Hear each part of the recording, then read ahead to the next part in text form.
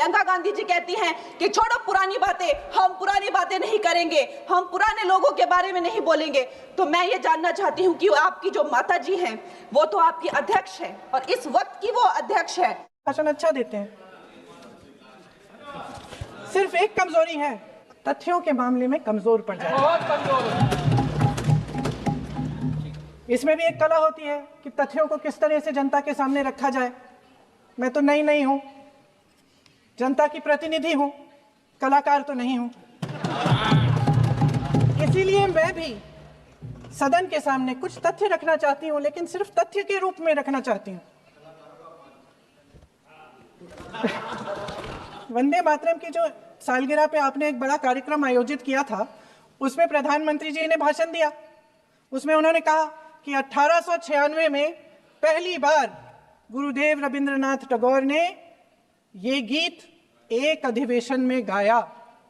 उन्होंने ये नहीं बताया कि क्या कौन सा अधिवेशन था, महासभा, हिंदू महासभा का अधिवेशन था, आरएसएस का अधिवेशन था, किस बात से कतरा रहे थे कि ये कांग्रेस का अधिवेशन था।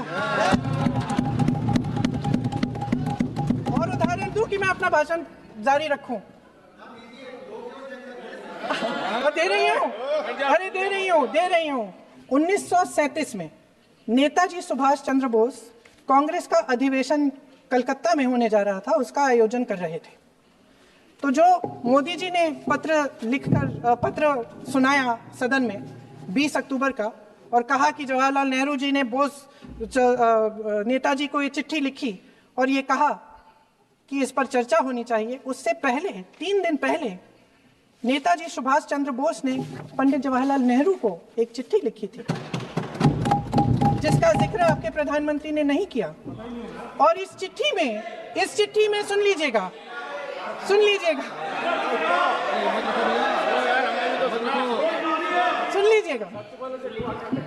आप नेताजी के लफ्ज नहीं सुनना चाहते? बंगाल का चुनाव आ रहा है,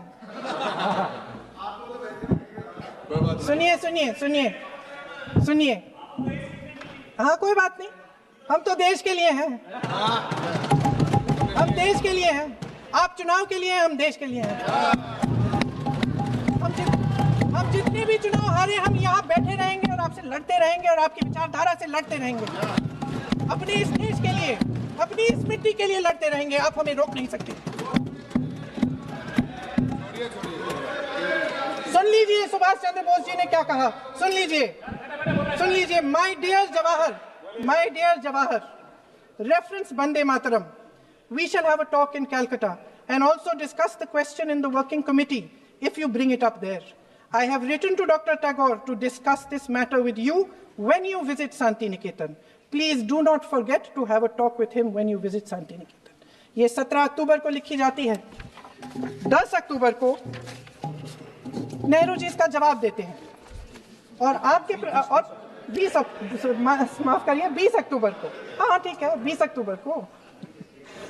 अक्टूबर को नेहरू जी इसका जवाब देते हैं। इस जवाब की एक पंक्ति प्रधानमंत्री जी ने सुनाई, बाकी पंक्तियां क्यों नहीं सुनाई? क्योंकि उनमें नेहरू जी क्या कह रहे हैं? There is no doubt that the present outcry against Vande Mataram is to a large extent a manufactured one by the communalists. Whatever we do, we cannot pander to communalists' feelings, but to meet real grievances where they exist.